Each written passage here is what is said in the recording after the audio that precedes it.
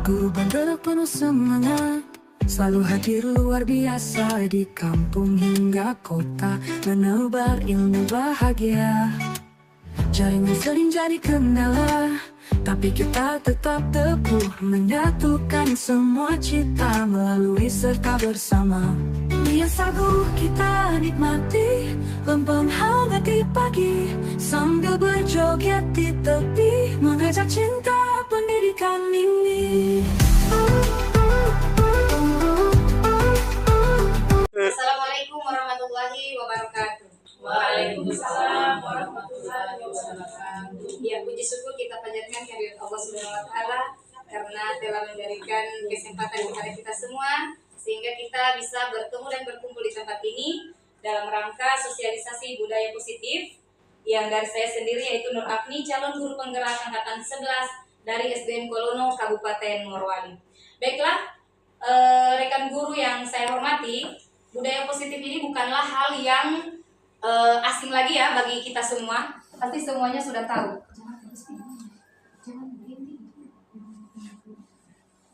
Iya. Nah, dari budaya positif, sebelum kita masuk di materi budaya positif, saya akan memaparkan sedikit materi tujuan dari pendidikan menurut Ki Hajar Dewantara. Nah, tujuan pendidikan menurut KHD itu yaitu untuk memerdekakan manusia, baik secara lahir maupun batin. Pendidikan juga bertujuan menuntut segala kodrat yang ada pada anak, agar mereka dapat mencapai keselamatan dan kebahagiaan yang setinggi-tingginya, baik sebagai manusia maupun sebagai anggota masyarakat. Oleh sebab itu, pendidikan hanya dapat menuntun tumbuh atau hidupnya kekuatan kodrat yang ada pada anak, agar dapat memperbaiki lakunya atau tindakan dasarnya. Jadi di sini anak-anak tidak boleh dipaksa ya, seperti tadi yang disampaikan oleh Ibu Niati, bahwa anak-anak itu kita memberikan pembelajaran sesuai dengan kemampuannya. Jangan sesuai dengan keinginannya kita sebagai pendidik, tetapi kita lihat tolak ukur dari siswa itu sendiri. Oke, next. Nah, budaya positif di sekolah. Budaya positif di sekolah adalah sekumpulan nilai-nilai, keyakinan, dan kebiasaan baik yang diterapkan di lingkungan sekolah. Ini bukan sekedar aturan, melainkan suasana yang kondusif bagi semua warga sekolah untuk tumbuh dan berkembang menjadi pribadi yang lebih baik, seperti pribadi yang kritis, hormat, dan bertanggung jawab sesuai dengan pelajar Pancasila. Jadi nilai-nilai di sini, nilai-nilai budaya positif ini yang sering kita nyanyi-nyanyikan itu, yang 6 profil pelajar Pancasila, itu adalah nilai-nilai budaya positif. Atau nanti menjadi keyakinan sebelum kita membuat kesepakatan atau aturan kelas. Next. Nah, konsep utama budaya positif yang akan saya sosialisasikan atau paparkan, yang pertama, perubahan paradigma baru, kemudian disiplin positif, kebutuhan dasar manusia, motivasi perilaku manusia, restitusi posisi kontrol guru, keyakinan kelas, dan segitiga restitusi. Next. Nah, sekarang pokok bahasan. Kita mulai di materi pertama, perubahan paradigma belajar. Dalam membangun budaya positif, sekolah dapat menyediakan lingkungan yang positif, aman dan nyaman, agar murid mampu berpikir, bertindak, dan mencipta dengan merdeka, mandiri, dan bertanggung jawab. Disiplin sangat berkaitan dengan kontrol guru terhadap murid. Jadi disiplin di sini jangan lupa, setelah membuat disiplin positif, itu tidak boleh dari kita sendiri ya. Kita harus libatkan semua siswa. Kalau di sekolah, guru dan seluruh siswa yang ada di sekolah. Kalau di kelas cukup guru dan siswa yang ada di kelas itu. Oke, next. Yang kedua, budaya positif. Apa sih makna dari budaya positif itu? Yang pertama maknanya makna disiplin. Disiplin berasal dari bahasa Latin yaitu disciplina atau yang artinya belajar. Kemudian disiplin diri membuat orang menggali potensinya menuju sebuah tujuan apa yang dia hargai. Kemudian dalam budaya kita makna kata disiplin telah berubah menjadi sesuatu yang dilakukan seseorang pada orang lain untuk mendapatkan kepatuhan. Kayak kita biasa anak-anak harus disiplin begini, harus begini, harus begini. Ya kan? Padahal anak itu kita harus lebih memberikan pengertian tentang disiplin itu yang seperti apa sih? Jangan kemauannya kita, ini tidak boleh. Kita harus apa? Mengenali dulu karakter anak itu seperti apa, baru kita mengajarinya agar dia bisa disiplin. Next. Masih disiplin, pengertian dari atau makna disiplin yang kedua. Disiplin adalah kemampuan memerintah diri sendiri dalam mengontrol dan menguasai diri untuk memilih tindakan yang mengacu pada nilai-nilai yang kita hargai dengan penuh tanggung jawab tanpa terperintah dari orang lain. Jadi disiplin itu tidak kayak anak tadi, tidak boleh oh harus seperti ini. Itu akan muncul sendiri dari dirinya. Ya, kesadaran diri dari siswa itu sendiri. Tidak boleh, oh harus seperti ini, oh harus seperti tidak. Kita kan guru itu adalah contoh atau teladan bagi siswa. Jika kita telah melakukan misal contoh disiplin yang sangat kecil, cepat datang. Dari situ murid akan belajar. Oh, bapak guruku, ibu guruku saja mereka cepat datang, masa saya tidak? Jadi disiplin itu akan tumbuh. Ya, akan tumbuh sendiri dari diri peserta didik tanpa kita paksakan. Oke. Kemudian, nilai-nilai yang kita hargai adalah nilai kebajikan. Misalnya sifat positif manusia yang merupakan tujuan mulia yang ingin dicapai setiap individu, yaitu nilai-nilai yang ada pada profil pelajar Pancasila yang 6 tadi ya. Next. Nah, ketiga, kebutuhan dasar manusia. Ada 5 kebutuhan dasar manusia. Mungkin Bapak Ibu semua lihat di sini 5 kebutuhan itu yang sana. Untuk bertahan hidup harus ada kasih sayang dan rasa diterima, ada kebebasan, kesenangan, dan penguasaan. Nah, di sini saya akan paparkan seluruh tindakan manusia memiliki tujuan tertentu. Semua yang kita lakukan adalah usaha terbaik kita untuk mendapatkan apa yang kita inginkan. Ketika kita mendapatkan apa yang kita inginkan, sebetulnya saat itu kita sedang memenuhi satu atau lebih dari satu kebutuhan dasar kita, yaitu kebutuhan untuk bertahan hidup atau survival, kasih sayang dan rasa diterima atau love and belonging, kemudian kebebasan atau freedom, kesenangan atau fun, dan penguasaan atau power. Ketika seorang murid melakukan suatu perbuatan yang bertentangan dengan nilai-nilai kebajikan atau melanggar peraturan, hal itu sebenarnya dikarenakan mereka gagal memenuhi kebutuhan dasar mereka. Itu biasanya dari rumah ya. Jadi kita harus kenal betul latar belakang dari peserta didiknya. Kemudian untuk lebih jelasnya mari kita lihat salah satu atau beberapa dari 5 kebutuhan tadi. Kebutuhan bertahan hidup yang sudah jelaskan tadi itu adalah kebutuhan bersifat fisiologis untuk bertahan hidup. Kesehatan, rumah, makanan, biologis, itu semua ya. Kemudian yang kedua, kasih sayang dan rasa diterima. Kebutuhan ini dan 3 kebutuhan berikutnya adalah kebutuhan psikologis. Kebutuhan untuk disayangi dan diterima meliputi kebutuhan akan hubungan dan koneksi sosial. Kebutuhan untuk memberi dan menerima kasih sayang dan kebutuhan untuk merasa menjadi bagian dari suatu kelompok. Kebutuhan ini juga meliputi keinginan untuk tetap terhubung dengan orang lain seperti teman, keluarga, pasangan hidup, teman kerja, malah dengan binatang peliharaan dan kelompok di mana kita tergabung atau di mana kita berada. Anak-anak yang memiliki kebutuhan dasar kasih sayang dan rasa diterima yang tinggi biasanya ingin disukai dan diterima oleh lingkungannya. Mereka juga akrab dengan orang tuanya. Biasanya mereka belajar karena suka pada gurunya. Nah, bagi mereka teman sebaya sangatlah penting. Ya, ini penting sekali ya. Kemudian mereka juga biasanya suka bekerja dalam kelompok. Dalam kasus di atas nah, ini ada contoh di bawah ya. Dalam kasus di atas apabila Doni menjawab bahwa alasannya mengambil backup temannya. Ini biasa kita temukan kan anak-anak mau ala-ala punya teman. Jadi kita langsung marah, pasti ada alasannya. Ya, saya kemarin sempat iya, sambil punya teman. Dia bilang dia apa? Langsung kita marah kan? Padahal sebenarnya kita tidak boleh marah dulu. Kita harus teliti, kita harus tahu alasannya kenapa sampai dia. Mungkin di rumah tadi tidak dikasih bekal, mungkin di rumahnya tidak ada makanan seperti itu, maka dia luapkanlah yang tidak ada tadi di sekolah. Iya. Kemudian next, penguasaan atau kebutuhan pengakuan atas kemampuan. Kebutuhan ini berhubungan dengan kekuatan untuk mencapai sesuatu, menjadi kompeten, menjadi terampil, diakui atas prestasi dan keterampilan kita, didengarkan dan memiliki rasa harga diri. Kebutuhan ini meliputi keinginan untuk dianggap berharga, bisa membuat perbedaan, bisa membuat pencapaian, kompeten, diakui, dihormati. Ini meliputi self-esteem dan keinginan untuk meninggalkan pengaruh. Anak-anak yang memiliki kebutuhan dasar akan penguasaan yang tinggi biasanya selalu ingin menjadi pemimpin.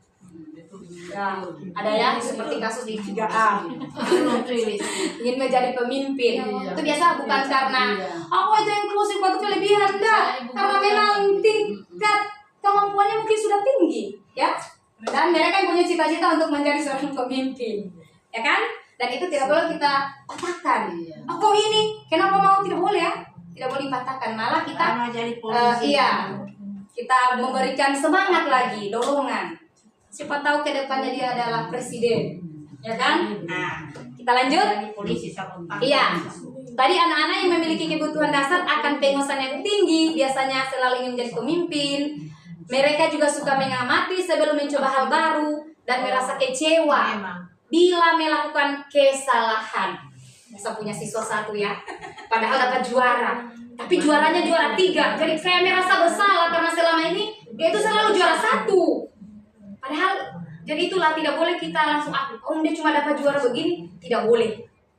Karena itu kita mematahkan semangat anak-anak, mematahkan karakter, ya kan? Iya. Oke, kita lanjut ya. Dalam kasus di atas, apabila jawaban Doni adalah dia merasa hebat karena temannya jadi takut dengan dia dan menuruti keinginannya, maka sebetulnya Doni sedang berusaha memenuhi kebutuhan dasarnya akan kekuasaan. Tidak boleh kita mematahkan semangat anak-anak. Karena memang mungkin cita-citanya ingin menjadi seorang pemimpin, maka pembawaannya akan seperti itu. Saya saja ibu guru, saya saja, entah benar dengan tidak, ya kan? Nah, kita sebagai guru atau pendidik hanya memfasilitasi. Iya. Nah, lanjut kebebasan atau free, kebutuhan akan pilihan. Kebutuhan untuk bebas adalah kebutuhan akan kemandirian, otonomi, memiliki pilihan, dan mampu mengendalikan arah hidup seseorang. Anak-anak dengan kebutuhan kebebasan yang tinggi menginginkan pilihan. Mereka perlu banyak bergerak, suka mencoba-coba, tidak terlalu terpengaruh orang lain, dan senang mencoba hal baru dan menarik. Banyak ya di sekolahnya kita begitu, tapi malah biasanya kita bilang kelebihan. Padahal itulah uniknya mereka, ya, itulah uniknya mereka. Jangan kita patahkan karakter mereka, ya. Oke, next. Kita kesenangan, kebutuhan akan kesenangan untuk mencari kesenangan, bermain, tertawa. Anak-anak kalau sementara dia tertawa jangan langsung diam, biarkan dulu dia selesai tertawa. Biasanya kan kita stres sedikit, karena tak usah tertawa besar, diam. Padahal anak-anak sedang mengeluarkan tadi ekspresinya itu ya. Iya. Kalau 1 hari. Iya. Iya. Bayangkan hidup tanpa kenikmatan apapun betapa menyedihkan. Ya kan? Anak-anak loh. Kita saja orang dewasa sementara kita tidak usah tertawa. Bagaimana perasaannya kita? Sama dengan siswanya kita. Jadi sementara kita berikan apa kalau masih tertawa, silakan tertawa. Nanti sudah pasti mereka akan capek juga untuk tertawa, baru kita lanjut, kan? Oke, next. Nah, ya itulah uniknya menjadi guru SD. Kata teman saya, tinggal di SD itu tidak seperti guru SMP. Kenapa? Di SMP itu bisa awet muda. Kalau di SD umur masih segini, muka sudah ke sana. Ya tapi itulah tantangannya kita menjadi seorang pendidik. Ya, tapi anak-anak SD itu juga unik loh. Banyak yang unik di SMP, jarang kita temukan yang unik. Karena apa, tingkat kedewasaan sudah ada kan. Jadi untuk bercanda-bercanda itu karena mereka itu kayak lebih serius. Tapi kalau di SD tidak kan, enak bercanda-bercanda, ya kan? Oke, kita lanjut yang keempat. Nah, kembali baik ya. Semua perilaku memiliki tujuan. Ini adalah teori motivasi perilaku manusia. Menurut Gosen atau Diane Gosen, dalam bukunya Restructuring School Discipline, menyatakan ada 3 motivasi perilaku manusia. Yang pertama, untuk menghindari ketidaknyamanan atau hukuman. Biasanya ini timbul pertanyaan begini, apa yang akan terjadi jika saya tidak melakukannya? Ini adalah motivasi eksternal, bukan dari dirinya sendiri. Itu hanya dorongan dari luar, eksternal. Yang kedua, untuk mendapatkan imbalan atau penghargaan dari orang lain. Kayak kita biasa, kita ini si malakama ya, kuis apa-apa dapat hadiah. Padahal menurut Gosen itu banyak sekali sisi negatifnya. Selalu memberikan hadiah itu tidak muncul dari kemauan dari dalam diri siswa untuk melakukan hal itu, tapi karena ada tadi dorongan dari guru, ada hadiah, oh saya harus lakukan ini supaya saya dapat hadiah itu. Itu membuat anak-anak nanti tidak bisa berpikir apa ya, kritis, ya kan? Sedangkan kita itu anak-anak diajar berpikir kritis sesuai dengan kemauan dirinya sendiri, bukan dari kemauan orang lain. Ya, yang eksternal, apa yang akan saya dapat, apa yang akan saya dapatkan apabila saya melakukan ini. Tapi kalau menurut saya kan tidak apa-apa sih ya, maksudnya iya sekali-sekali kan, tidak hari-hari kita memberikan hadiah. Pikir juga dong ibu guru kalau kita mau selalu memberikan hadiah. Jadi kayak si malakama kita ini ya, tapi namanya aturan tetap kita harus jalankan ya. Kalau menurut saya tidak apa-apa walaupun sesekali ya. Kalau anak memang mengajak anak untuk dia berbuat. Iya, Dia itu harus berbuat. motivasi eksternal ya, apa yang akan saya dapatkan. Nah, yang ini yang unik. Untuk mencari orang yang mereka inginkan dan menghargai diri sendiri dengan nilai-nilai yang mereka percaya. Melakukan sesuatu karena nilai-nilai yang mereka yakini dan hargai. Motivasi internal dari dirinya sendiri, inisiatif dirinya sendiri, tanpa paksaan dari orang lain. Inilah yang akan kita ajarkan ke anak-anak kita untuk menumbuhkan motivasi internal. Ya, oke, next. Hukuman dan konsekuensi. Nah, ini kayak masih apa istilahnya lagi Ibu Nyati? Miskonsepsi, ya, miskonsepsi di kita tentang hukuman dan konsekuensi itu berbeda. Ya, hukuman, konsekuensi dengan sanksi sama, hukuman berbeda. Jadi jangan disamakan hukuman itu sama dengan konsekuensi. Beda. Lain hukuman. Ini. Ia kurang menguasai pelajaran matematika, sehingga pada saat pelajaran tersebut berlangsung, dia lebih banyak berdiam diri. Saya akan bertanya kepada Bapak Ibu ya. Atau menggambar di buku pelajarannya. Pada saat guru matematikanya Pak Seno menanyakan pertanyaan, Iva menjadi gugup dan tak sengaja menjatuhkan tasnya dari kursi, serta tiba-tiba menjadi gagap pada saat berupaya menjawab. Seluruh kelas pun tertawa melihat perilaku Iva yang bicara tergagap dan terkejut tersebut. Pak Seno pada saat itu membiarkan teman-teman Iva menertawakan Iva yang tergagap dan malu luar biasa, dan malahan minta Iva untuk maju ke depan dan berdiri di depan kelas sambil menunjuk hidungnya karena tidak bisa menjawab pertanyaan Pak Seno. Kelas makin gaduh dan anak-anak pun tertawa melihat Iva di depan kelas memegang ujung hidungnya. Saya bertanya, apakah Bapak Ibu setuju dengan tindakan Pak Seno? Tidak. Alasannya boleh satu orang memberikan alasan mengapa? Kalau setuju mengapa, kalau tidak setuju mengapa? Tidak setuju karena kalau sebagai guru itu bukan untuk mematahkan semangat anak, tetapi memberikan motivasi untuk anak. Oke, kita kasih aplaus untuk Ibu Afrika. Oke, jadi sama dengan saya, ya kalau CGP insya Allah.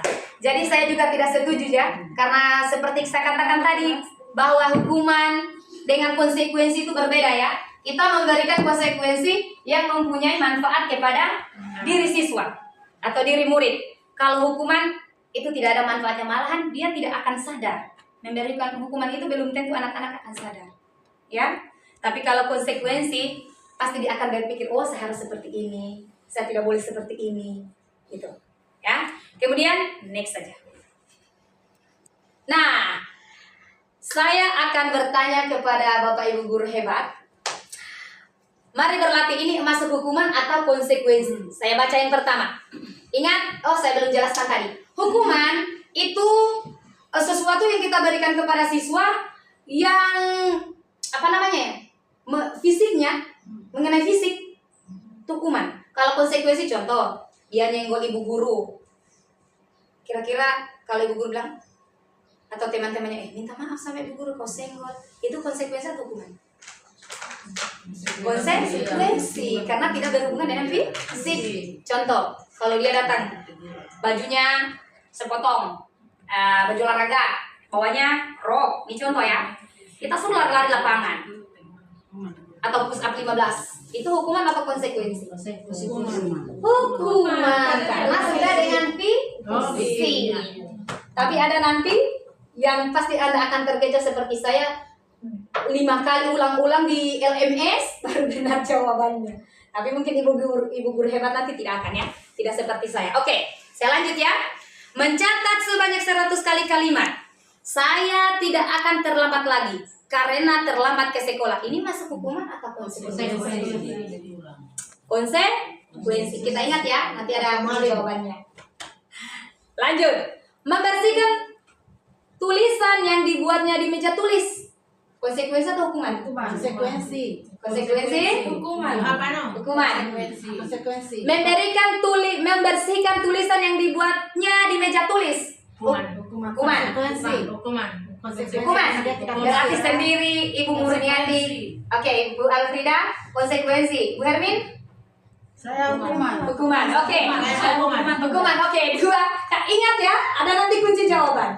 Oke, yang sebelah sini hukuman. Ibu Murniati dan Ibu Alfrida konsekuensi. Oke, next. Murid diminta untuk push up 15 kali karena tidak menggunakan masker ke sekolah. Hukuman.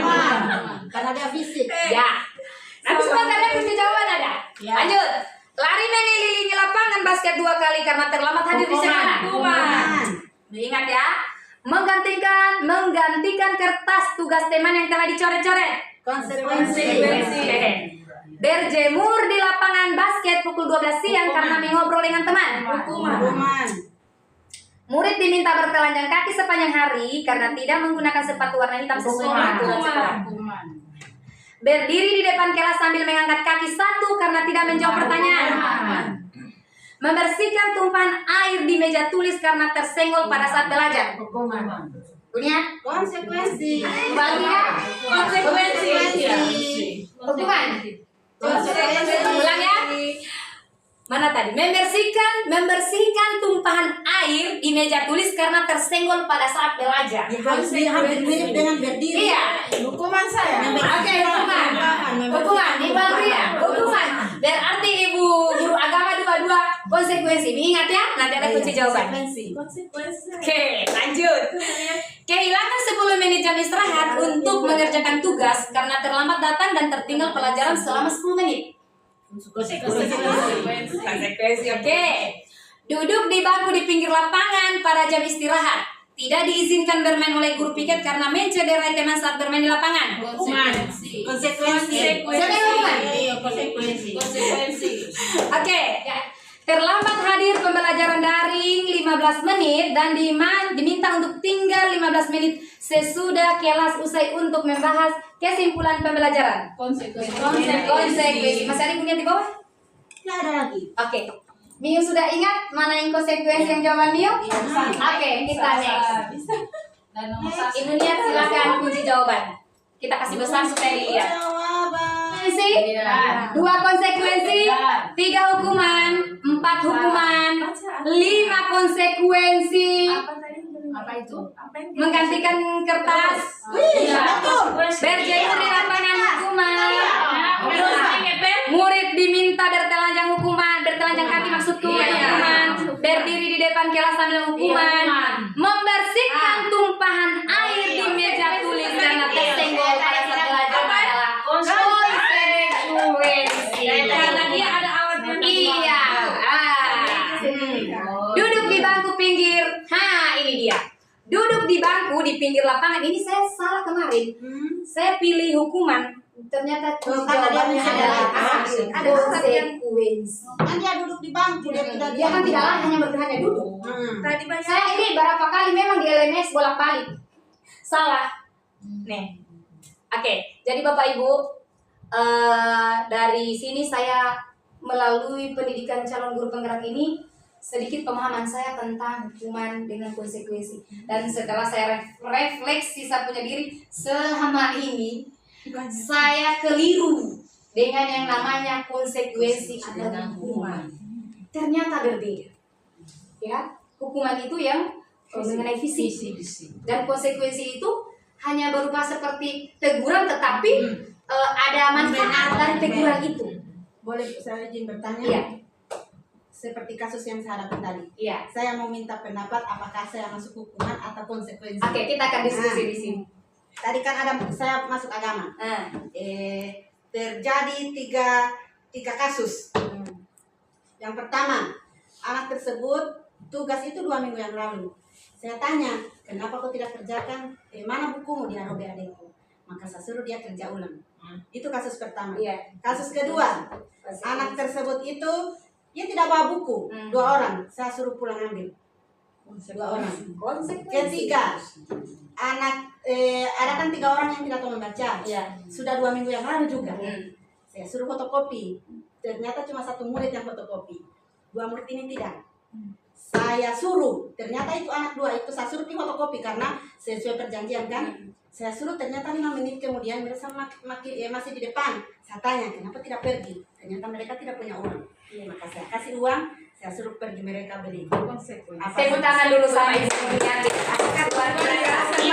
Itu menurut saya konsekuensi. Bagaimana konsekuensi?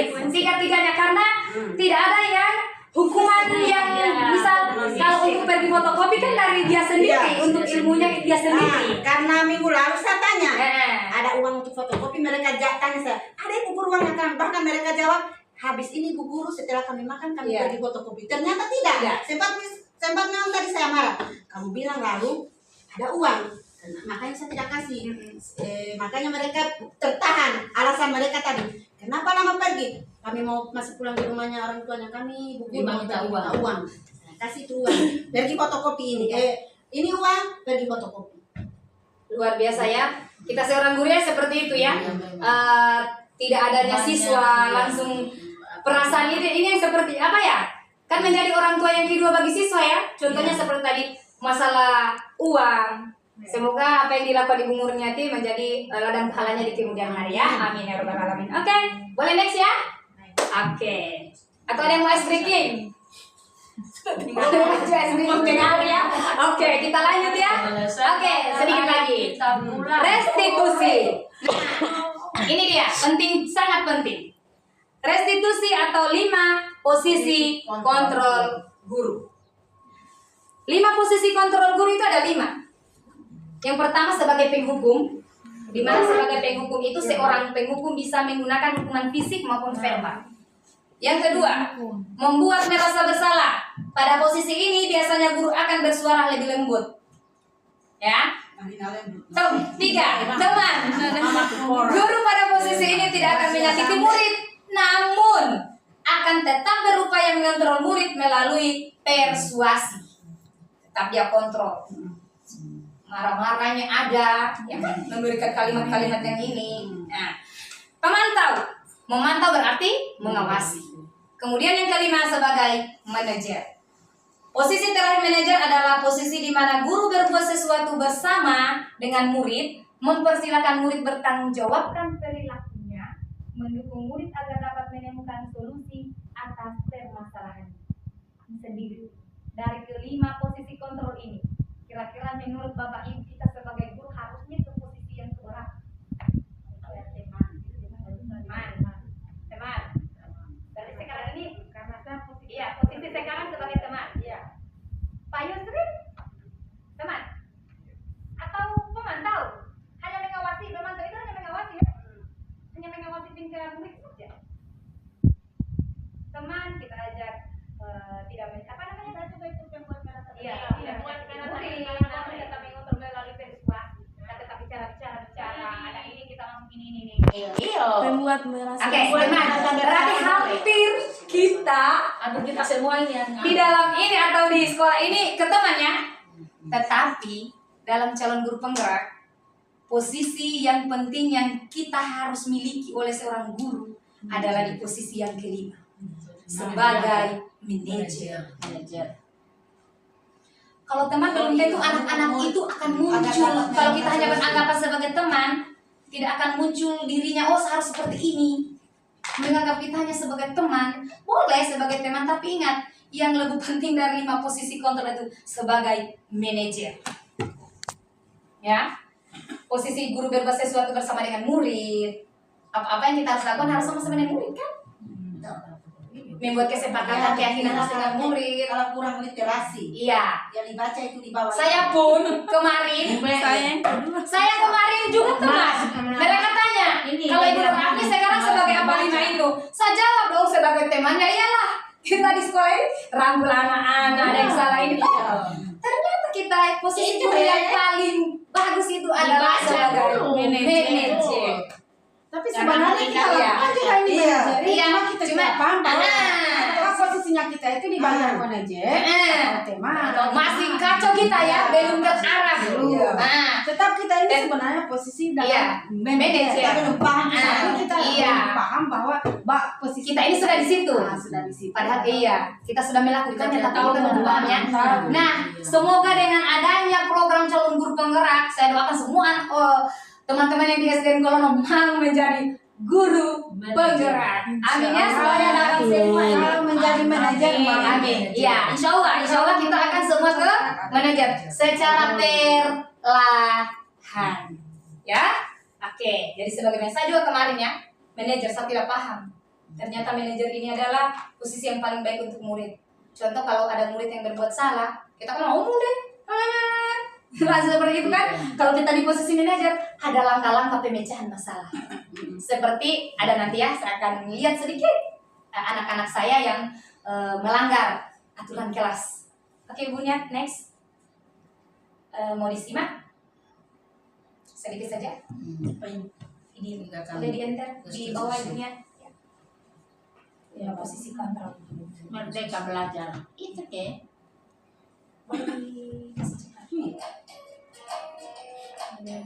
Ini Bapak Ibu boleh diambil di PMM ya, di PMM. Silakan buka di video inspirasi. Nih, ada di video inspirasi. Di platform Merdeka Mengajar. Jadi semua materi yang saya ambil semua ada di platform Merdeka Belajar dan LMS Calon Guru Penggerak. Siapa yang kasih pulang? Sudah selesai.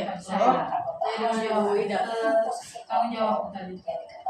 Saya nak ada pulang. Bapak kami yang betul orang Anak orang tadi. Dorong.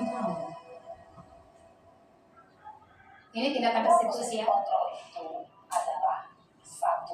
Posisi penghukum. Dua, posisi pembuat supaya anu suara. tiga, posisi teman. Empat, posisi pemantau atau monitor. Dan lima, posisi manajer. Untuk lebih memahami keseluruhan posisi tersebut, mari kita saksikan kasus Naren yang terlambat hadir 20 menit di sekolah dan melihat bagaimana kelima posisi kontrol dalam menghadapi masalah tersebut. Sudah kamu bicara dengan Tony oi. Kita di SC.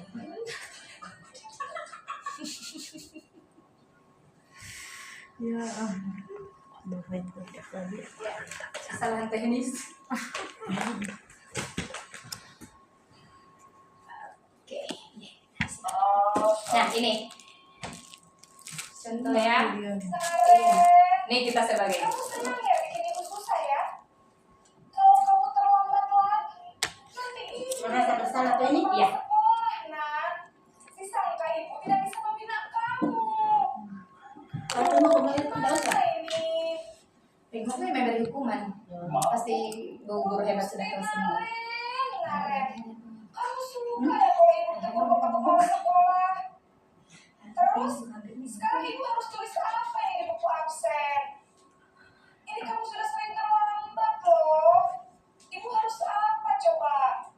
Maaf Bu, maaf sekali. Ya sudah, lain kali jangan bikin ibu susah lagi ya nak ya. Ibu tidak akan kuat lagi kalau begini terus.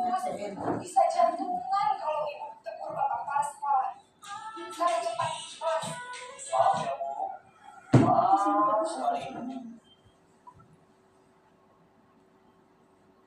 Posisi membuat rasa bersalah, berbicara dengan nada tenang, cenderung akan membuat murid merasa menjadi orang yang gagal, memandang buruk dirinya sendiri, merasa tidak berharga, dan tidak sanggup membahagiakan orang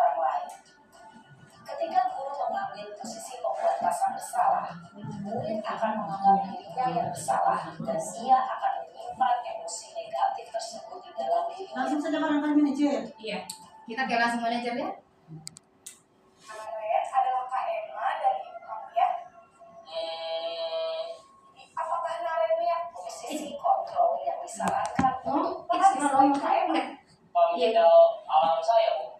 Baik, Iya, kalau bertanya. tantangan mana yang perlu kamu Baik. Tadi, Bu. Nah, ini posisi sebagai manajer. Maaf, Bu. Saya terlambat. Iya, sekolah masuknya jam 7, sekarang sudah jam 7.20. Jadi sekarang bagaimana ini, Naret? Maaf, Bu. Saya lupa setel alarm saya semalam. Baiklah, menurut kamu, keyakinan sekolah yang mana? Pertanyaan-pertanyaan yang kita gunakan jika ada siswa yang membuat kesalahan. Dan orang lain mungkin ya, Bu. Setuju. Jadi, apakah Naret meyakini prinsip saling menghormati tersebut? Iya, Bu. Saya meyakininya. Apakah Naret bersedia memperbaiki masalah keterlambatan ini? Bersedia, Bu. Bagaimana kamu akan memperbaiki masalah keterlambatan ini? Saya akan coba untuk tidak lupa menyetel alarm saya, Bu. Baik, kalau Naret lupa menyetel alarm di rumah, ada orang yang kira-kira bisa bantu mengingatkan tidak? Ada, Bu. Kakak saya, Kak Emma. Ada lagi selain Kak Emma? Selain Kak Emma, ada ibu saya. Baik, jadi yang mengingatkan Naret adalah Kak Emma dan ibu kamu ya. Kira-kira akan mulai setel alarm kapan ya, Naret? Setelah pulang sekolah, akan segera saya lakukan.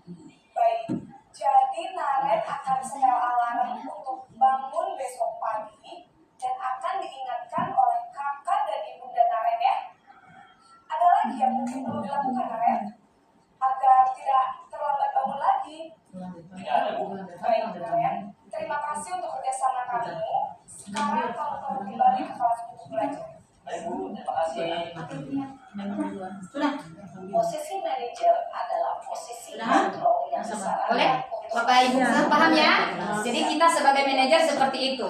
Nanti saya bisa bagikan kata-kata seperti kata-kata pertanyaan yang membangun untuk kita tanyakan kepada peserta didik atau murid yang bermasalah.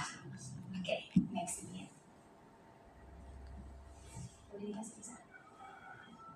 Udah cukup kan gimana kepala sekolah nanti. Sering kali itu saya katakan di kelas 1. Iya, kalau kita kan biasa ada yang terlambat, kamu terlambat. Tidak. Kalau udah kali itu Iya. Biasanya kita kasih hukuman kan?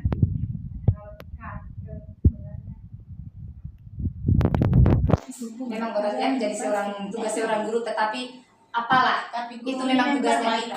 Iya, tugas guru adalah memperbaiki pribadi. ya, menemukan karakter-karakter yang baik dan menemukan profil pelajar Pancasila. Paham. Oke, 5 posisi kontrol guru. Ini nanti saya share ya.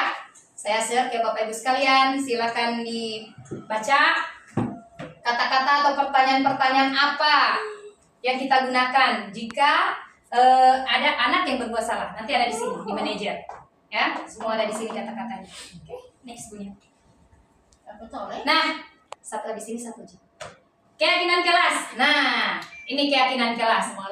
Keyakinan kelas itu kita buat sesuai dengan nilai-nilai kebajikan atau prinsip-prinsip universal.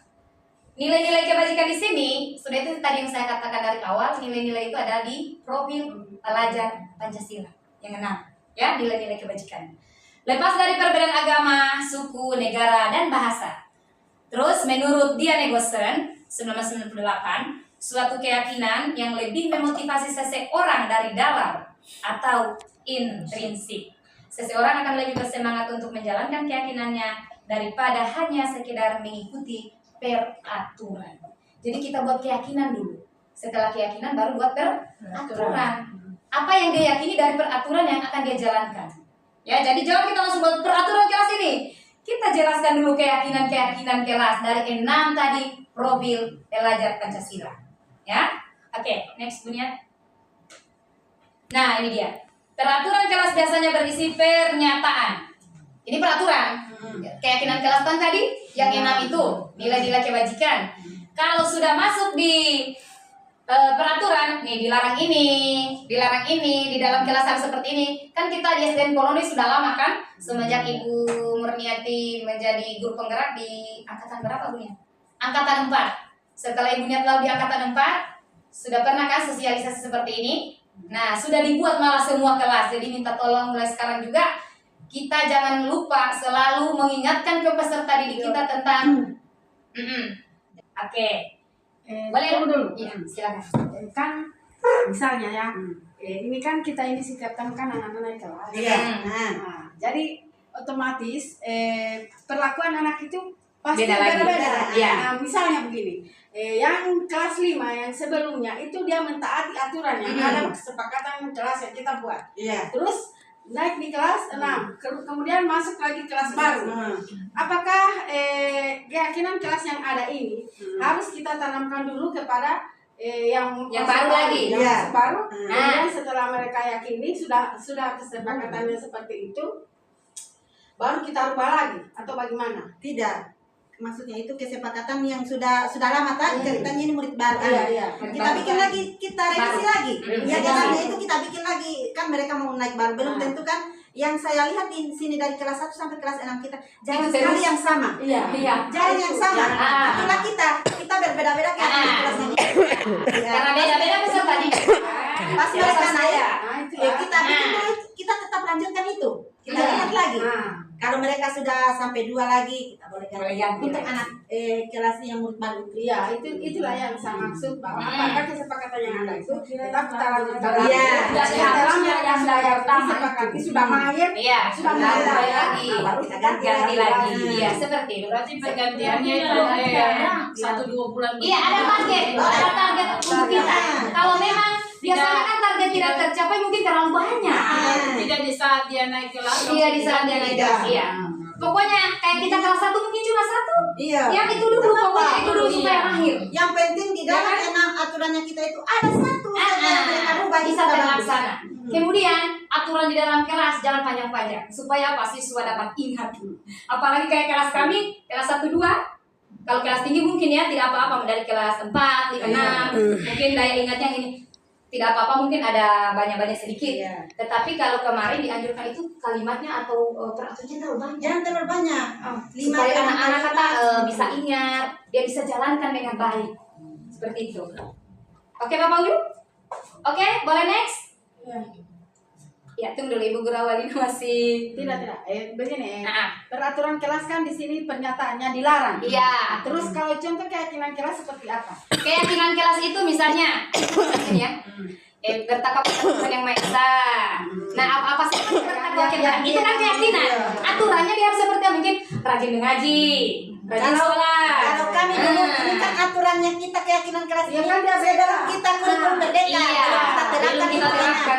Ya, saya maksud itu karena di kelas itu kan beda. Iya. Kan sementara tadi penjelasannya bahwa dia harus yang Iya. Berarti harus kita ganggu. Nah, iya. itu yang Karena jadi itu masih pertanyaan aturan saya. yang kurikulum Kakak kelas. Iya. Boleh berarti direvisi kembali. Direvisi kembali. Namanya direvisi kembali. Ternyata beda. Kita buat dulu keyakinan dari nilai-nilai kebajikan yang ada di produk pelajar Pancasila. Dari situ kan kita sepakat dengan anak-anak ini dulu yang kita mau buat aturannya. Nah, baru kita buatlah peraturan kelas. Seperti itu ya. Oke, Bapak Ibu. Jadi ini akan menjadi tugas kita semua ya. Berkolaborasi nanti di ruang rombek-rombelnya kita. Kita akan rapat lagi. Dia kurang berarti. Kita akan buat lagi ini. Memang Kesepakatan. Iya. Sempat Iya. memang tadi saya di kelas itu saya lihat keyakinan kelasku itu. Sudah 4 tahun itu. Iya. Saya hitung itu sudah 4 tahun. Berarti boleh ganti. Belum kita boleh kan memang saya direvisi. direvisi. Karena bertepatan Iya. ini makanya saya tanya karena ini di sini kan beda peraturan dengan Keyakinan. Memang berbeda pernyataannya ternyata. kan beda. Ini kan Iya. peraturan kan dilarang. Dilarang. Atau jangan di dalam kelas jangan ribut dan ada kan yang begitu? Iya. Jangan bising dalam kelas. Iya, kan peraturan dilarang ribut di dalam. Jangan makan di dalam kelas. Dilarang makan di dalam kelas. Itu peraturan. Kemarin waktu kami Lokakarya 2, kami buat yang seperti ini pemahaman Bu ini nih. Ibu kenapa tercampur keyakinan dengan peraturan?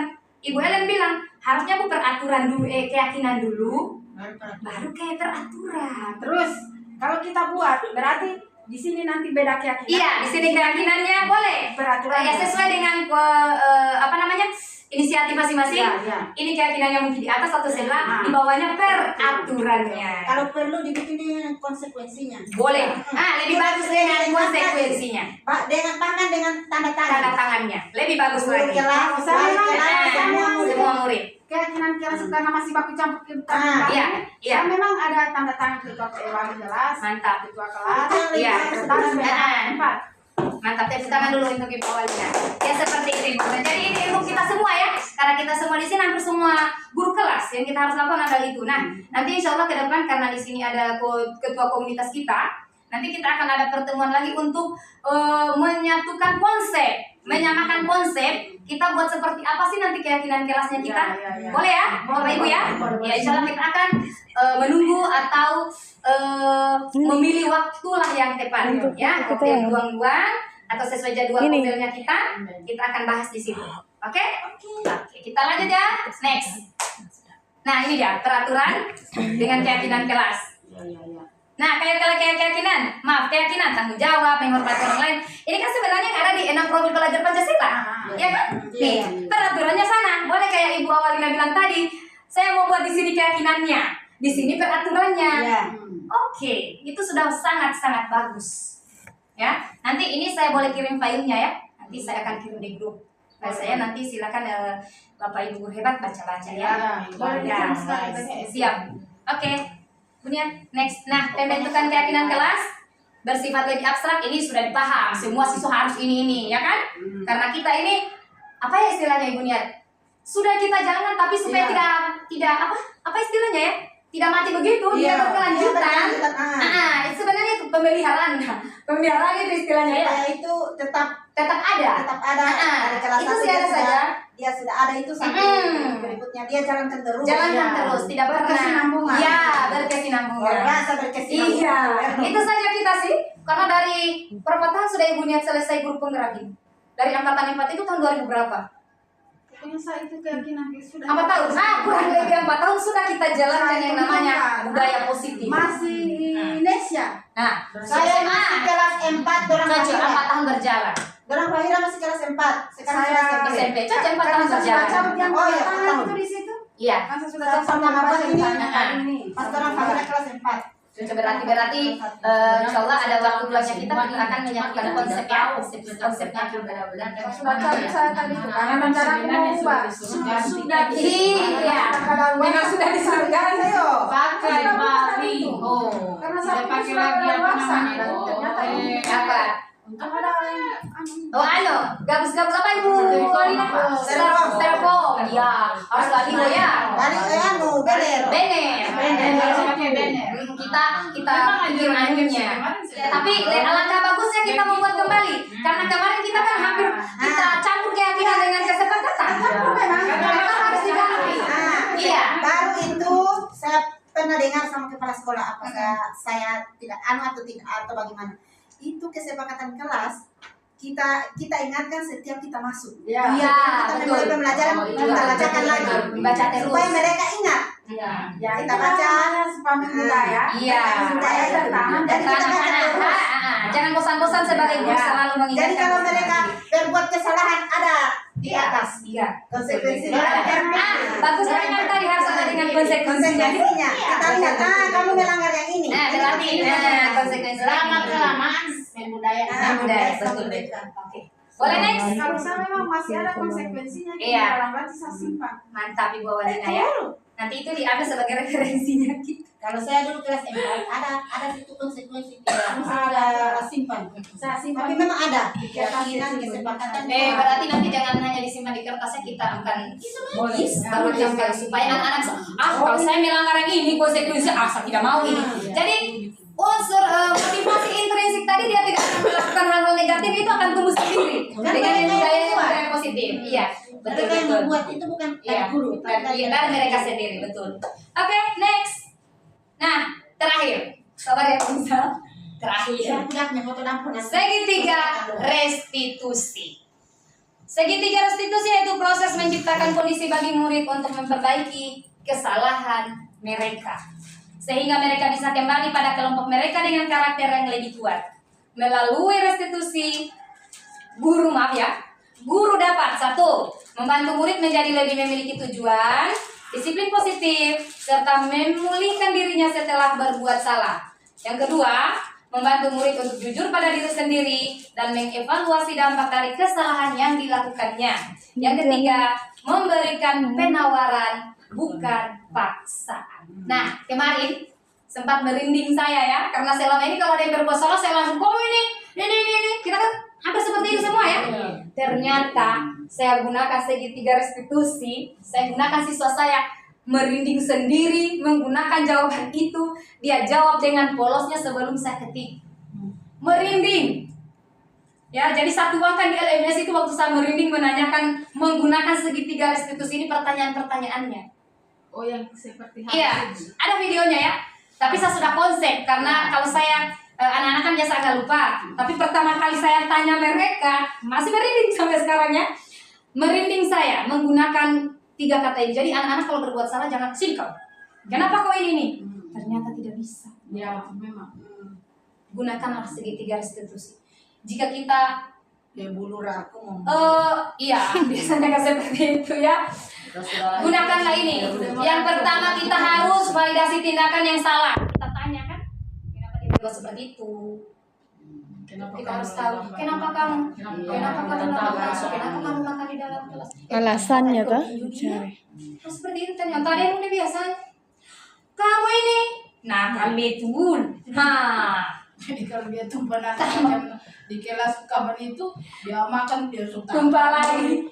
Berarti Ibu Ida di rumahnya dia kekurangan seperti yang sudah dibahas tadi, ya kan? Kekurangan ini di rumah. Disiplin dari rumah. Iya, itu yang kurang. Dan memang itu jadi kita punya pekerjaan kita sebagai guru ya. Tapi insya Allah dengan lelahnya kita menjadi lillah di mata Allah ya. Memang tugasnya Tugas sebagai tanggung jawab. Iya. yang tidak bagus. Iya. Kemudian, aduh tidak jelas nih. Disuruh pungut makanan. identitas. Menanyakan keyakinan, nilai-nilai yang kita sudah bahas di kelas, Saya mau keyakinan apa yang foto kita buat di kelas, saat ini kita saya pikir, kenapa berbuat? Tuh, harus tanya, ya. Terus terakhir menstabilkan identitas. Di situ kita tanya, pasti ada alasanmu nah. Kenapa kamu berbuat seperti itu? Merinding saya jujur Bapak Ibu, merinding. Karena selama ini saya tidak berbuat bukan seperti itu saya buat. Nanti ini saya jadi calon guru penggerak, saya ikuti langkahnya baru 1 kali itu. Merinding, mungkin nanti lain saya tidak tahu merinding kan mungkin tidak ya, dan semoga ini menjadi bahan pembelajaran kita semua ya. Nanti saya kirim share materinya. Bapak Ibu boleh ya, video-video dengan murid saya ada. Oke, boleh next. Tahapan segitiga restitusi ini menstabilkan identitas, ya. Berbuat salah itu tidak apa-apa. Ini semua yang kita akan tanya ke anak-anak. Kalau mereka berbuat itu, kita tanya. Ini menstabilkan identitas. Kata-kata inilah, kalimat inilah yang kita gunakan. Bapak berbuat salah. Betul nih. Ya, walaupun tidak seperti ini betul. Maksudnya begini mengenai ini kita punya bahasa, ya, bahasanya kita ke anak-anak. Kita bisa Bapak Ibu guru. Iya. Kita kan biasa pokoknya langsung main tarik. Ya kan? Padahal kita harus menstabilkan identitas. Kamu berhak merasa. Ya, oke Bu. Next. Kedua, validasi tindakan. Kamu pasti punya alasan. Toh? Tanya dengan baik. Kenapa tokoh kamu begitu? Kenapa tokoh kamu ambia? Ya, apakah tahu? Nah, bahasa-bahasanya kita kan? Bahasanya anak-anak. Bahasa ibu itu. Ya. Tahu anunya. Bahasa ibu itu. Oke, next kemudian terakhir menanyakan keyakinan seperti yang saya bilang. Jadi dari sini mereka akan sadar. Iya, mereka akan sadar. Oh, saya tidak boleh begini. Saya tidak boleh begini. Keyakinan kelasnya saya di sini harus seperti ini. Bahasanya kita harus kita sesuaikan bahasa anak-anak ya. Jangan menggunakan bahasa-bahasa yang tingkat tinggi yang dia tidak pahami. Bahasa ibu. Bahasa ibu. Kalau mungkin kelas 3 4 5 6 mungkin sudah paham. Tapi kalau kelas 1 2 bahasa apa berbicaranya kita 13 itu bahasa relevan yang bisa dia pahami. Tapi intinya kalau masih di SD itu bahasa ibu. Iya, harus bahasa ibu. Saya akui. Kenapa coba kamu begitu? Iya, seperti itu nada-nada. Merinding saya, betul, merinding saya. Habis pertama kali saya panggil itu merinding. Dia, ibu perusahaan, ini merinding, saya gunakan ini. Dia menjawab, pasti jawab itu anak. Habis itu, dari bahasanya saya ketik lagi bahasanya, baru saya dulu. Seperti itu kan Supaya dia tidak lolos. polos. Cerita Biasa orang tuanya berkelahi dengan bapaknya. Betul itu. Boleh mama namanya gua. Dan ini, Bapak Ibu, saya sudah kirim ya di BGP dan telah disalut oleh fasilitator saya. Mantap. Iya. Mantap. Tidak ada tepuk tangannya. Laku lagi habis. Iya. Nanti dalam peserta itu namanya anak-anak ya. Tapi jujur Bapak Ibu, kalau kita pintar merangkul anak-anak itu bisa bagaimana mereka kepada kita ya. Nah ini setelah ini guru, tentang kita apa video. Memang kalau anak-anak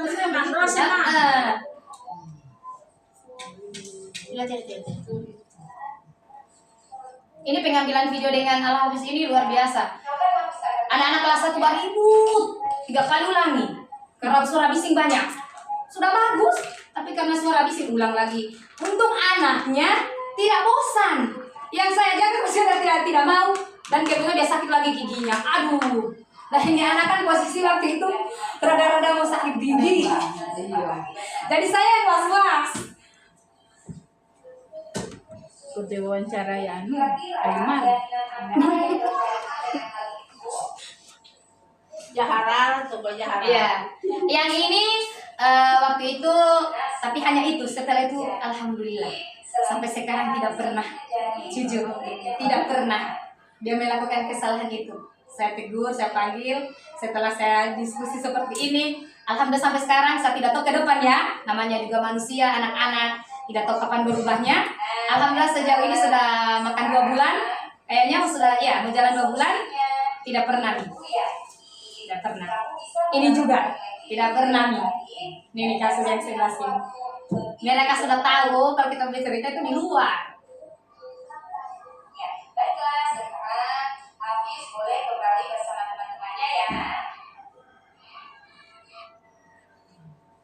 Tuh, ya, anak-anak saya. Pacarita tuh koi habis. Bagusnya dikolaborasikan dengan anak-anak yang Kelas lain. Bukan, maksudnya dalam Yang kelas itu ada kan inklusif, ada yang tidak tuh. Jadi iya. maksudnya bagusnya dikolaborasikan dengan itu tuh. Jadi maksudnya kalau macam diupload keluar berarti dorong kalau penanganan untuk yang inklusif begini dan itu kelas. tugasnya Ibu Ida nanti. Iya. Soalnya saya ini mengangkat kemarin. Ibu Ida pendidikan dipindahkan di kelas 2. Iya. Memang lolos di kelas 1. Soalnya kemarin ini saya mengambil masalah yang memang yang real. Iya. Saya mau mereka bilang begini teman-teman, boleh dong kita ambil di kelas lain. Teman-teman CGP bertanya, toh ibu boleh nggak? Saya mengajar di kelas begini, saya ambil di kelas yang tinggi begitu, boleh. Kita apa? Tapi saya sih tidak mau. Saya mau yang real yang di kelas saya. Saya ingin ke anak-anak saya. Bercerita tuh. Iya. Kalau di kelasnya orang lain kan kita mau biasa. Iya. Kalau di kelasnya kita kan sehari-hari kita tahu nih. Jadi dia berkesinambungan. Bagaimana sifatnya anak. Iya. Kasusnya yang tadi itu sesuai dengan pembelajaran kita. Jadi saya bilang ke teman-teman, saya tidak, rencanamu ibu ini bagaimana? Ya tetap di kelas saya. Saya ingin masalah yang ada di kelas saya itu saya sendiri yang tangani. Seperti itu. Maka saya ingin betul gali. Makanya saya biasa kalau dalam rapat begitu, maksudnya ada biasa macam contoh kemarin ada pengembasan. Yang saya luapkan yang di kelas, bukan yang di atas. Iya, saya juga mau kelas-kelas saya tidak mau kelas Kalau lain. kita mau luapkan kelas yang lain kan kita tidak tahu apa solusi kita cari. Kalau kelasnya kita sendiri dikasih solusi lah kita. Nah, kalau oke. Baiklah Bapak Ibu, inilah saya. Terima kasih. Salam guru penggerak. Wassalamualaikum warahmatullahi wabarakatuh. Luar biasa.